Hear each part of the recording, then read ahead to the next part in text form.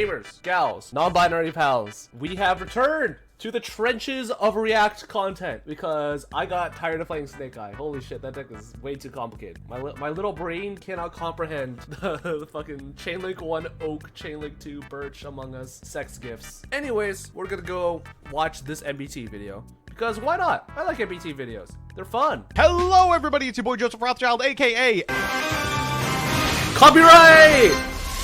And we are back with another Twitter thread. Happy Valentine's Dyer Day, puts too by much the way. effort We're into recording these. this on Valentine's Day, and you're all here, huh? This year's Valentine's Day was on a Wednesday, and I only hang out with Rosalind from Friday through Monday, maybe Tuesday. But Wednesday, like Tuesday beyond, she usually has to just go home to take care of her family, blah, blah, blah, blah, blah. On Wednesday, I went to locals, and there was a surprising amount of people who showed up to locals. I was like, what are you guys doing on Valentine's Day? Don't you guys have, like, e-girls to date? Trying to go to the club? I went to my friend Zach. I was like, bro, what are you doing here? You got a man at home. He's like, I don't know. I want to play Yu-Gi-Oh! And I'm like, all right, sure. I'm checking Rosalind somewhere nice in Vegas, so shh, don't tell her. Priorities. Exactly. I went out and talked to a lot of people, and they just said they were going out this weekend. To be fair, who's really going out on Valentine's Day on a Wednesday? You know what I mean? To a new Yu-Gi-Oh player, look absolutely busted, and to a seasoned Yu-Gi-Oh veteran, look like absolute ass. Obviously, the prototypical example of this type of card is Blue Eyes Chaos Max Dragon. Wow. Ah, funny coder clip! But it can't be targeted, it can't be destroyed, and it inflicts double piercing. If you attack a zero defense monster, that's the whole game over! Unfortunately, a significant amount of removal spells don't target, don't remove, and a lot of things can just walk over this monster as well. You would have to be an absolute idiot to lose to this card. So let's see what you all came up with. This is a pretty good answer. Oh my god. Scarlon said, I had a random one copy of this card from a pack when I first got into the game. Scarlon, this card came out in 2020. Anyway, this card is like an updated version of Drop Off. You remember that card that caused all those ruling problems? Well, guess what? We made another one. When your opponent draws a card by their own card effect, look at those cards, and if any of your monsters inflict damage to your opponent equal to their combined attack, and if you do that, banish all cards you looked at. It's like a really strong Mind Crush style effect. Absolutely unplayable because it doesn't get cards that are added. So close, and yet this card has tops. No, it's gotta be good. It has tops. I wanted to play this card in Labyrinth so fucking badly.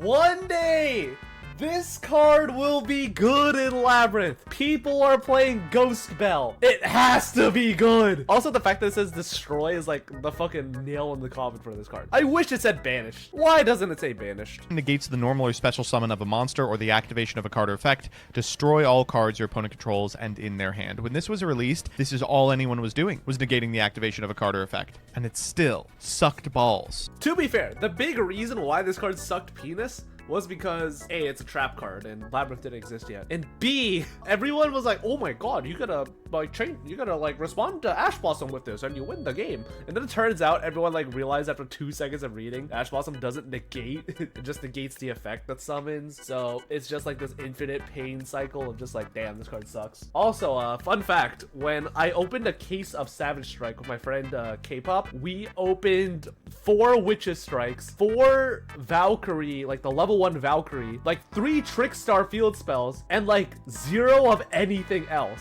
No Phantasme, no like Ibs, just like pure ass out the gate. It was awful. Huge problem with this card is that, of course, if your opponent has 1 negation, probably have a second. Oh man, you're telling me every time I perform combat, I'm gonna get to draw a card? What deck could ever stand up to that raw amount of card advantage? But the cards! This poster's absolutely correct. This card featured in pretty much every player's first deck. But it also exposed a significant amount of the Yu-Gi-Oh community as noobs because when it was released, like 40% of the player base tried it. Less of a noob trap and more of a noob strat, I feel like every aspiring deck builder has a phase where they think to themselves, you know what, with all the insane equalizers and going second tools, what if I just play a pure go second OTK deck only to be met with a cycle of failure? Listen, everyone picks up Gren Maju. The mark of a good duelist is putting it down. Fun fact, one of my first regional placings was with Gren Maju.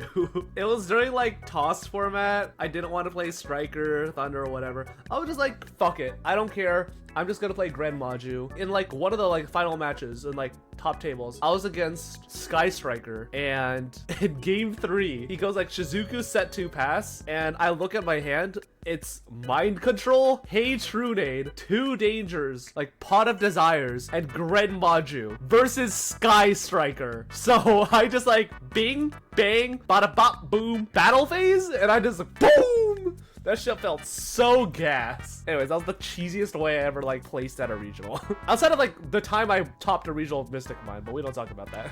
Card. The Dark Bribe is really a bell curve. Noobs on one hand are like, just negate their most important thing. What are they going to do with one extra card? The people in the middle are like, Yu-Gi-Oh is a card game full of 1-card combos. Drawing them into a card probably assures that they'll be able to follow up with exactly the same thing you just tried to stop. And then at the other end of the bell curve, it's, dude, just negate their most powerful effect. They're not going to draw it off 1 card. Nah, man. It doesn't matter if I can't summon for the rest of the turn. How are they going to out it? Obviously, it doesn't see a lot of play now, and it's remembered mostly for its interaction with Verte Anaconda, but it still shocks me how perfectly Red Eye's Dark Dragoon is designed. It is, without question, the ultimate in Dark Magician player mindset. It is surprising that they were able to distill all of that noobery into one beautiful package.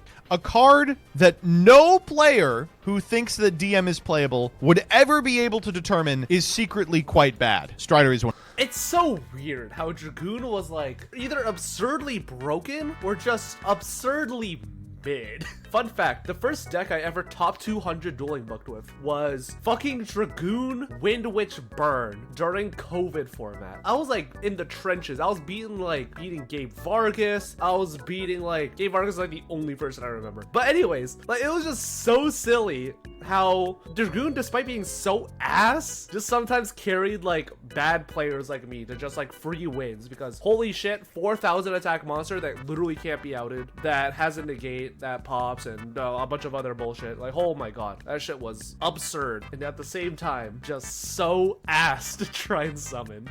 100% correct. Obviously, we all know individuals who are under the impression that Scrap Iron Scarecrow is the best card in the history of time, but Defense Draw is just one of those cards that you see constantly. It just comes from individuals who like can evaluate cards, understand but it card draws advantage, a card, but don't get that negate an attack or prevent battle damage is an effect you do not give a shit about. I really didn't grasp the concept of most games lasting exactly 3 turns when I was teching this in Marincess.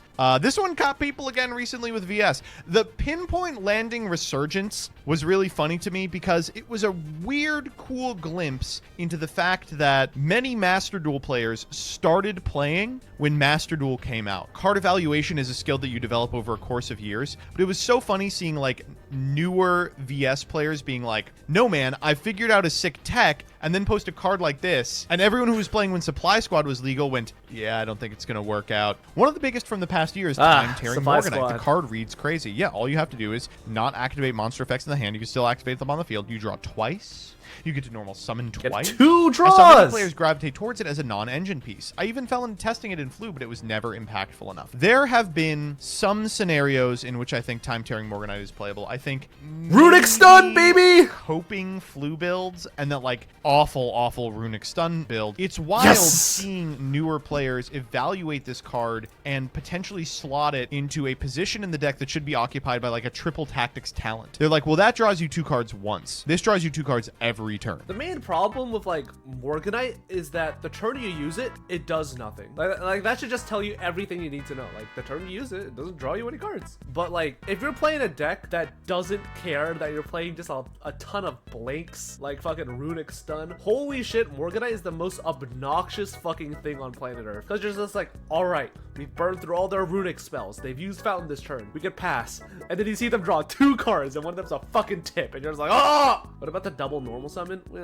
I guess you gotta summon 2 Amano Iwatos. For how much? Equimax, unfortunately, is definitely a noob trap, but it's also such a fun deck for noobs to play. It's like they really streamlined the experience of hit hard and then play a bunch of removal spells. Kind of of a newer one, but Huh? absolutely correct. Yeah. New players see it as the most unbelievable card ever, jam it into everything, then consolidate so many resources they die to one imperm instead of understanding a lot of the time she isn't worth it. That's correct. What? A significant amount of this is literally like the best card in Fire produce King. a board that is sticky, hard to break, and then they'll be like, or I could link it all away for exactly Appaloosa, and they'll get one negate off, and then it'll get walked over by whatever your normal summon is, at which point you can continue to play the game. There are, of course, scenarios in which this card is unbeatably strong, but a significant amount of the time, and you're going to see this a lot in Snake Eyes, people just see the word negate and they go, oh, it's got to be this, right? Yu-Gi-Oh players are so negate pilled. Ugh. Thank God it's not like this anymore. But trying to explain a Yu-Gi-Oh deck to someone in 2019 was disastrous. You would be like, oh yeah, so this is like the resource loop, and they'd be like, how many negates is in your end board? How many negates is your end board? Oh, your end board, how many negates is it? It's like, well, 0. I'm playing Sky Striker. I guess technically Widow Anchor is a negate. They're like, oh, this is not competitive. I can put up 15 negates. And that's why everyone played Pendulum for 4 years and won all those events with it. Okay, to be fair, Appaloosa by itself sucks fucking dog dick. I'm not gonna fucking argue with that. But like Appaloosa, when you combine it with like the sticky boards that exist within the format, Fire King being able to like make Appaloosa on your turn with like the Flamberge IP or just like a bunch of silly shit like that, that is where Appaloosa really fucking shines, when it's just Appaloosa and a bunch of other fucking assholes. Because Appaloosa, you could just use that fucker indiscriminately and you don't care because you still have like a Savage backed up, or you have like Flamberge, IP, SP, Promethean Princess, Fire King, pop my fucking penis, you have Kieran. Like that's where fucking Appaloosa really shines, when you're playing it with other shit. This is a good card. But when I started playing again in 2019, I legitimately thought this card was the most broken thing ever and thought it deserved a ban list spot. My whole turn over from one card, unfair. Then I learned how to play the game. True. But I'm going to offer a hotter take than this. I think Ash is not nearly as good as we pretend it is. What? It's a great card, for sure. It's damn good. It's maybe the best hand trap. But I think there are a significant amount of formats, and I'm not just talking about tier format, because I know you all are thinking I'm talking about tier format, where if you have, let's say, 6 slots in your deck for non-engine, you should not be playing this card. I was watching a Goatee Runic profile, and they were talking about what they were playing and why, and it was a lot of really interesting, engaging stuff. And I've always thought this about Runic decks. At the very end, they reveal that they're playing 3 Ash, and they're like, 3 Ash, you gotta. And then they moved on. And I just thought, I was like, why do you gotta? We're in a position where Ash doesn't end the turn. It never does. Now, sometimes some boards, some setups, and some decks, the answer to that is yes, that Ash is the difference between playing an unbreakable board and isn't. But I think oftentimes, if the Ash was any other Runic spell, you would end up at the same conclusion. And when deck building, a Runic spell is a lot more flexible than an Ash is. I think a lot of people fall into that trap,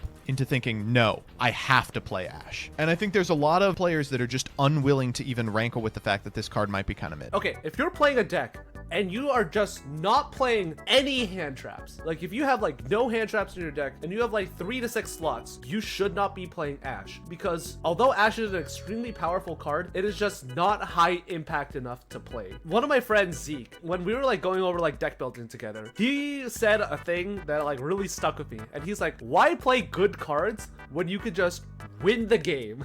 Why play Ash Blossom when you could just play Nibiru? Why play Ash Blossom when you could just play Droll and Lockbird or Dimension Shifter or shit like that? Why not just play more engine extension or literal auto win cards than to try and have like this sort of half-baked compromise for like going second with like Ash Blossom, when in reality you could just play a card that actually does win you the game on the spot, something like Nibiru or Droll or Evenly or some other Runic bullshit. Side deck Ash mostly for branded and lab matchups. I kind of was doing that for a little bit, where I was like siding Ash and maining Droll, but I mean, like with the direction I took Labyrinth right now, I kind of just like playing like fucking 15 hand traps. That's my own personal variance. Like you could 100% just be like maining Droll and shit like that, but even then, Droll is sometimes not even that good of a card in this format, because versus like most Fire King hands, like Droll sometimes just doesn't even do enough, and the lines are getting so optimized that people are just figuring out how to play through Droll extremely efficiently. Stevie knows board breakers are the move for Fire format. It's not board breakers, it's just auto win cards. Like, auto win cards like Monster Reborn, shit like Enemy Controller, stuff that your opponent literally just has like no way of interacting with, and you just like win the game on the spot because of it. Those are the cards that make this format so broken. Nah, Ulti Slayer, send him along. Well, okay.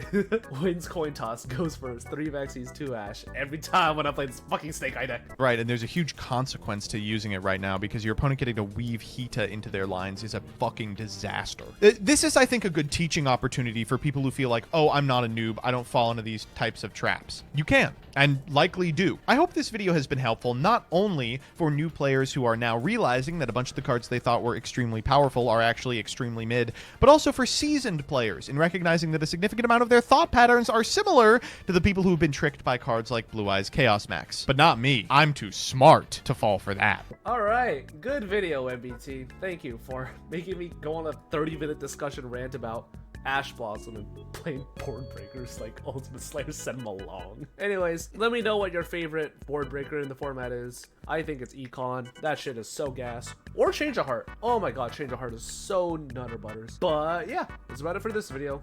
Goodbye forever.